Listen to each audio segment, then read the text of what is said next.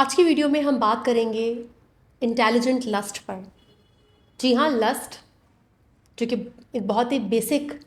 Human emotion है, उसको intelligently समझना बहुत ज़रूरी है। मुझे गैरी टेटलिस जो कि एक बहुत ही फेमस साइको एनालिस्ट हैं, उनका एक जुमला आज भी याद है जो अपनी किताब एनिग्मा ऑफ डिज़ायर में लिखती हैं, sex and sexuality is everywhere. जी हाँ, सेक्स और सेक्सुअलिटी हर जगह है। आप चाहे माने ना माने, लेकिन सेक्स आपके दिमाग में हर टाइम मौजूद होता है। महज आपको कुछ मीडिया पर ऐसा दिख जाए या कोई भी ऐसी चीज़ ट्रिगर कर जाए, एकदम से आप का जो अराउजल है वो होने लगता है। तो इसका मतलब यही है कि सेक्स हर जगह है, आप जहाँ नज़र दौड़ाएं वहाँ पर ये मौजूद है। सेक्स और सेक्सुअलिटी को समझना बहुत ज़रूरी है, और वो भी इंटेलिजेंटली। लेकिन क्यों? आप अपनी सेक्सुअल फैंटेसीज़ को, अपनी सेक्स या सेक्सुअलिटी को समझकर क्या आपकी लाइफ में क्या चेंज आएगा इससे? आप क्यों समझें इसको? देखिए, साइको एनालिसिस में ना ये बात कही जाती है कि, और फ्रॉइड भी ऐसा कहते थे, सिगमंड फ्रॉइड की भी थ्योरी है ये, कि जो भी हमारे लाइफ के ट्रॉमास होता है ना, जो हमारा चाइल्डहुड पेन होता है, जो भी बचपन में हमारी अनमेट नीड्स होती हैं, जो हमारी इमोशनल ज़रूरियात पूरी नहीं हुई, या हम बहुत पावरलेस थे अपने चाइल्डहुड में, या फिर हम ट्रॉमा से गुजरे हैं, तो हमारा जो ब्रेन है ना, वो बहुत ही खूबसूरती से वो सारा ट्रॉमा एडल्ट लाइफ में आपकी जो सेक्सुअल फैंटेसीज़ हैं उसमें चेंज कर देता है। कितना इंटरेस्टिंग है ना ये, कि जो आपका दर्द है, जो आपको बचपन में ट्रॉमा मिला, वो सारा का सारा आपकी सेक्सुअल फैंटेसीज़ में तब्दील हो जाता है। मैं जब भी अपने क्लाइंट्स की थेरेपी करती हूँ, और जब भी थोड़ा सा जब वो कंफर्टेबल हो जाते हैं मेरे साथ सेशंस में, और मैं उन्हें जानने लगती हूँ, और जब बात आती है सेक्स और सेक्सुअलिटी को एक्सप्लोर करने की, फैंटेसीज़ पर बात करने की, आप यकीन माने आज तक ऐसा नहीं हुआ मेरे साथ कि मेरे किसी भी क्लाइंट का कोई भी केस हो और उसमें उसके ट्रॉमा और उसके सेक्सुअल फैंटेसीज़ में ना कोई ताल्लुक़ ना हो। मेरे हर क्लाइंट की सेक्सुअल फैंटेसीज़ का ताल्लुक़ उनके ट्रॉमा से ज़रूर होता है। उनके अंदर जो इमोशनल कॉन्फ्लिक्ट है, जो तज़ाद है, फैंटेसी का ताल्लुक़ उससे ज़रूर होता है। मिसाल के तौर पर मेरी क्लाइंट जिनको अपनी ज़िंदगी में वो अटेंशन, वो प्यार, वो वैलिडेशन नहीं मिली अपने पेरेंट्स से, वो एक इनविजिबल चाइल्ड थी, तो उनकी जो सेक्सुअल फैंटेसीज़ है ना, उसमें वो 3-4 लड़कों की तवज्जो का मरकज़ है, कि हमेशा 3-4 लड़के होते हैं और वो उनकी अटेंशन का सेंटर है, क्योंकि वो जो नीड है बचपन में, वो जो इमोशनल नीड है, वो पूरी नहीं हो सकी। तो फैंटेसीज़ में, सेक्सुअल फैंटेसीज़ में वो इमेजिन करती हैं कि 3-4 लड़के हमेशा अपनी सारी अटेंशन सिर्फ उनको देते हैं। बिल्कुल इसी तरह से एक और क्लाइंट जिनको बचपन में पेरेंट्स से वो इमोशनल उनकी नीड्स पूरी नहीं हुई, वो प्यार, वो तवज्जो नहीं मिली, और उनके पेरेंट्स उनकी जो इमोशनल डिमांड्स हैं या जो इमोशनल उनकी नीड्स हैं उसको पूरा नहीं कर सकते थे, तो उनको एक अच्छी बच्ची बनकर रहना पड़ा कि जैसे उनकी कोई ज़रूरियात है ही नहीं, और उनकी फैंटेसीज़ में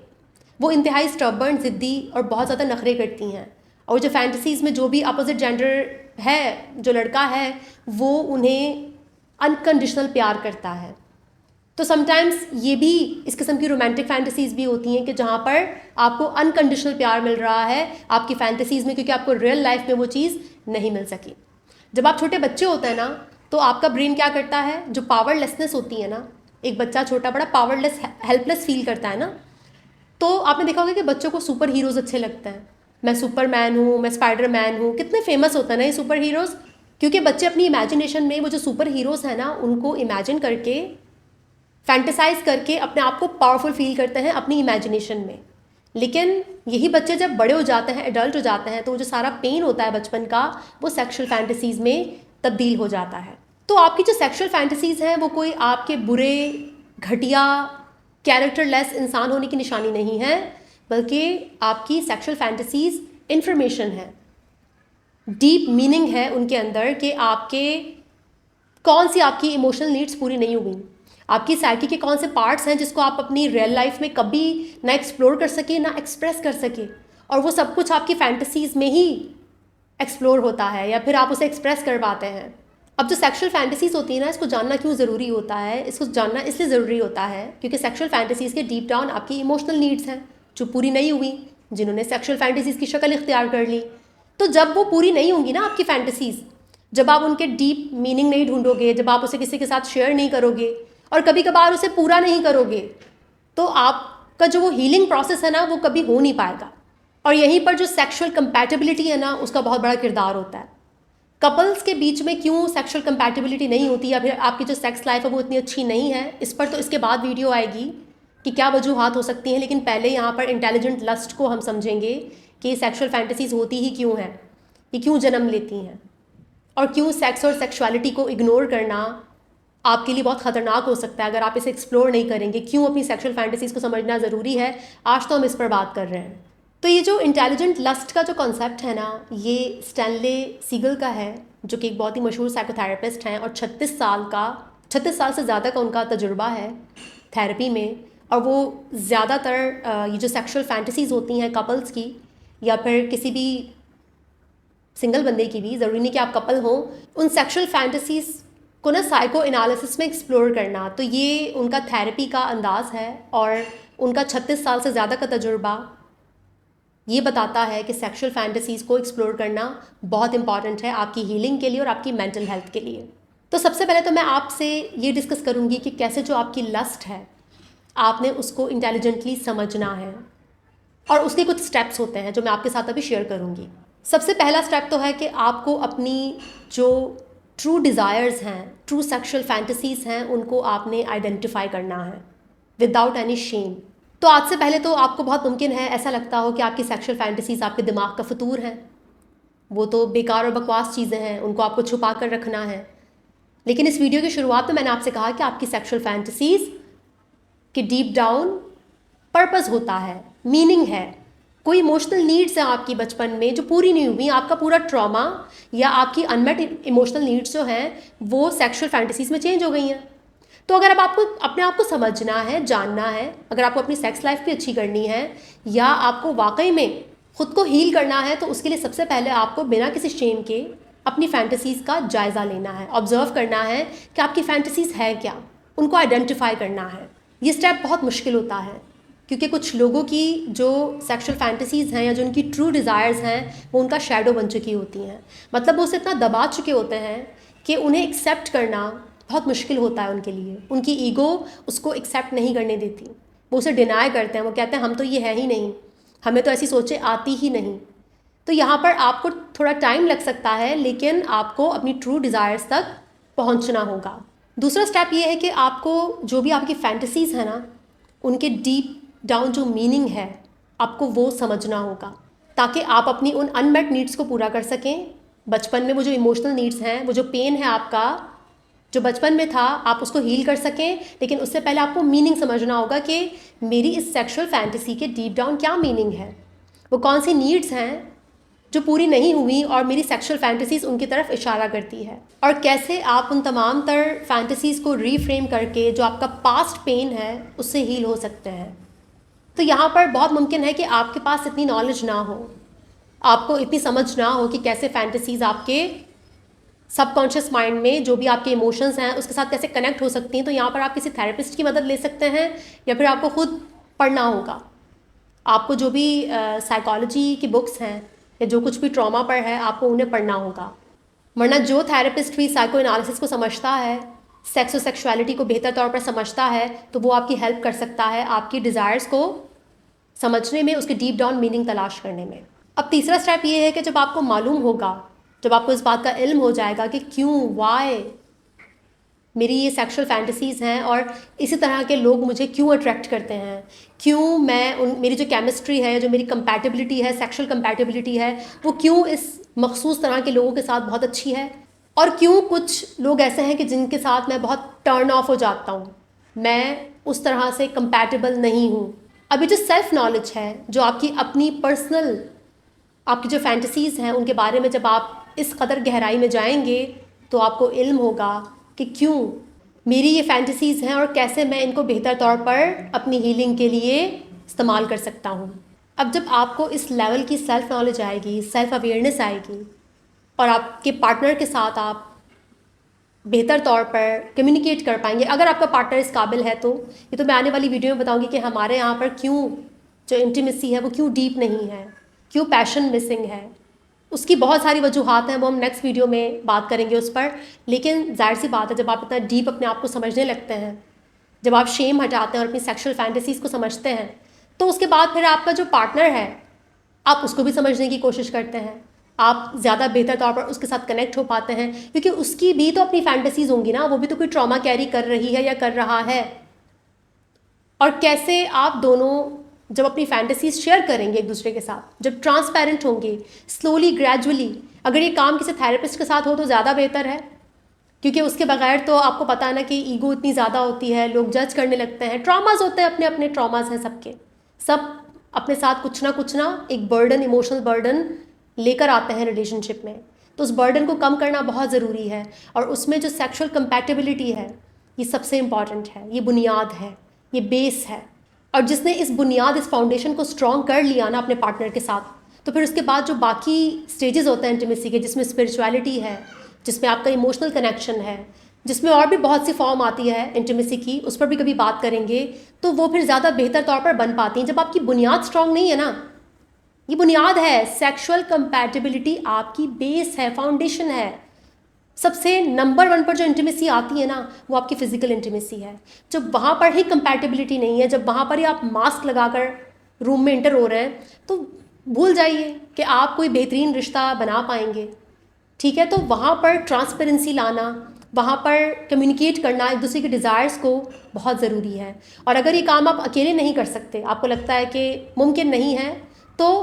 थेरेपिस्ट की मदद से कर सकते हैं, जो इस काम में एक्सपर्ट हो या उसको समझ हो कि किस तरह से वो साइको एनालिसिस के थ्रू आपकी हेल्प कर सकता है। और फिर यूँ जब आप इतना बेहतरीन तौर पर एक फाउंडेशन, एक बुनियाद रखते हैं अपने रिलेशनशिप की, तो उसके बाद ना बहुत डीप इंटीमेसी वजूद में आती है। आपका जो रिलेशनशिप है वो बहुत फुलफिलिंग होता है किसी भी इंसान के साथ, और जो हीलिंग है ना वो इसी इंटीमेसी से ही आती है। आप बेहतर तौर पर अपनी सेक्सुअल फैंटेसीज़ को जाने, एक अच्छी डीप इंटीमेसी के बगैर ना आप हील नहीं हो सकते। ये बात आप याद रखिएगा। मैंने आज से बहुत पहले एक ऐसे पढ़ा था, ग्रीफ एंड सेक्स,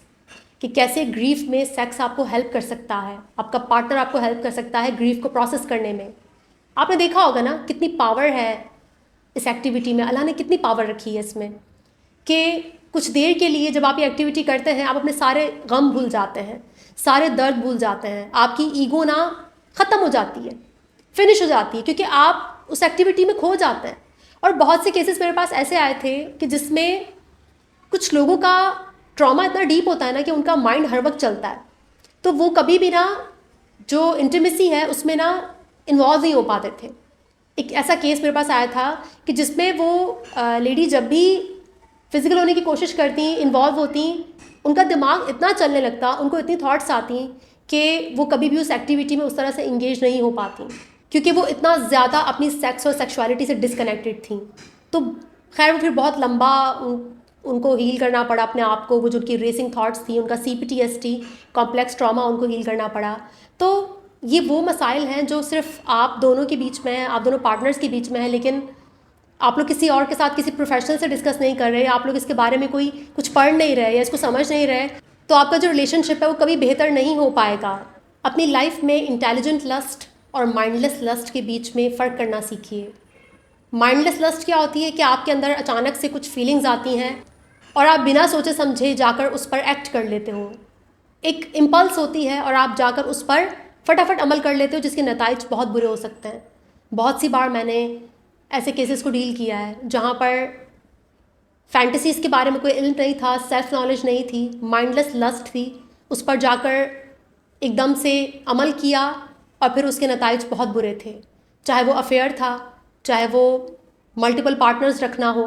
या थ्रीसम फोरसम, इस टाइप की किसी भी फैंटेसी में इंगेज होना माइंडलेसली, या फिर किसी भी किस्म की फैंटेसी में इंगेज हो जाना बिना सेल्फ नॉलेज के, आपको सिर्फ नुकसान देता है। लेकिन जब आप अपनी लस्ट को बहुत इंटेलिजेंटली समझते हो, उसकी डीप डाउन जो मीनिंग है, जो उसका पर्पस है वो समझते हो, अपने इमोशनल पेन को समझते हो, और फिर उसके बाद जिसे डॉक्टर स्टैनले कहते हैं स्मार्ट सेक्स, जब आप स्मार्ट सेक्स करते हो ना, तो वहाँ से आप ग्रो भी करते हो, आप हील भी होते हो, और आपकी जो सेक्स लाइफ है वो बहुत अमेजिंग होती है। क्योंकि एक बात याद रखिएगा कि सेक्स में हीलिंग पावर होती है। इस हीलिंग पावर पर भी मैं एक वीडियो बनाऊंगी कि वो हीलिंग पावर क्या है और किस तरह से उसका इस्तेमाल किया जा सकता है। लेकिन ये बात याद रखिएगा कि बिना सेक्स और सेक्सुअलिटी को समझे बिना उसको स्मार्टली इंटेलिजेंटली हैंडल किए आप अपनी लाइफ में ना हील नहीं हो सकते, ना ही ग्रो कर सकते हैं और ना ही आपको कभी सेटिस्फैक्शन मिलेगी। अक्सर कुछ लोग होते हैं वो कहते हैं कि हमने इतने सारे लोगों के साथ जिनसे ताल्लुक़ बनाया लेकिन फिर भी एक एम्प्टीनेस क्यों है, क्योंकि वो जो उनकी लस्ट है वो उसको इंटेलिजेंटली समझ ही नहीं रहे, वो उसे स्मार्टली हैंडल नहीं कर रहे, उसकी डीपर मीनिंग को ही नहीं समझ रहे, क्योंकि उनको नहीं पता कि उनकी जो भी लस्ट है, जो भी उनकी फैंटेसीज़ हैं, वो कोई ऐसी गंदी या कोई छुपके से उनके कैरेक्टर का फ्लॉ या उनके दिमाग का फतूर नहीं है, उसका एक बहुत बेहतरीन पर्पज़ रहा है। आपके ब्रेन ने आपके सारे पेन को सेक्सुअल फैंटेसीज़ में बदल दिया ताकि आप अपने पेन के साथ कोप कर सकें, उसके साथ निमट सकें। ये ब्रेन का एक मैकेनिज़्म है और इस मैकेनिज़्म को समझकर माइंडफुली इंटेलिजेंटली अपनी लस्ट को समझकर सेक्स के ज़रिए आप ख़ुद को हील कर सकते हैं। और ये पूरा एक प्रोसेस, पूरी एक जर्नी है। वैसे तो मैंने स्टेप वाइज बताया लेकिन ऐसा होता नहीं है, कॉम्प्लेक्स है, जिग-जैग है, हर इंसान के लिए डिफरेंट हो सकता है। माइंडलेस और इंटेलिजेंट लस्ट के कॉन्सेप्ट को समझना ज़रूरी है ताकि आज के बाद आप अपनी सेक्सुअल फैंटेसीज़ को एक डिफरेंट नज़रिए से देखें, एक मुख्तलिफ नज़रिए से देखें और उसको समझने की कोशिश करें। और ये काम अगर आप अपने पार्टनर के साथ कर लिया wisely, intelligently, with the help of professional या फिर ख़ुद, अगर आप इतने समझदार इंसान हैं, ख़ुद भी कर सकते हैं, तो समझ जाइए कि आपकी जो जोड़ी है वो अमर हो गई। और फिर इसकी फाउंडेशन पर जो आप बिल्डिंग खड़ी करेंगे अपने रिलेशनशिप की, जिसमें आपका स्पिरिचुअल, इमोशनल, आपके जो इंटरेस्ट हैं, एक दूसरे के जो भी आप लोग की हॉबीज़ हैं, उसकी बुनियाद पर फिर जो इमारत खड़ी होगी वो बहुत बेहतरीन होगी। इस वीडियो के ज़रिए मैं आपको बस यही समझाना चाहती थी कि आपकी जो सेक्सुअल फैंटेसीज़ हैं वो आपके दिमाग का फतूर, गंद या फिर कैरेक्टर का फ्लॉ नहीं है, उनका एक मकसद है, उनके डीप डाउन एक मीनिंग है और वो मीनिंग आपको ढूंढना होगा। वो कौन सा पेन है, वो कौन सा दर्द है जिसको आपके ब्रेन ने सेक्सुअल फैंटेसी में तब्दील कर दिया, या आपको ढूंढना होगा अगर आप हील होना चाहते हैं, आप अपनी लाइफ में ग्रो करना चाहते हैं। वीडियो को यहीं पर ख़त्म करते हैं, इंशाल्लाह नेक्स्ट वीडियो में मुलाकात होगी। तब तक के लिए अपना बहुत ख्याल रखिएगा। Thank you so much.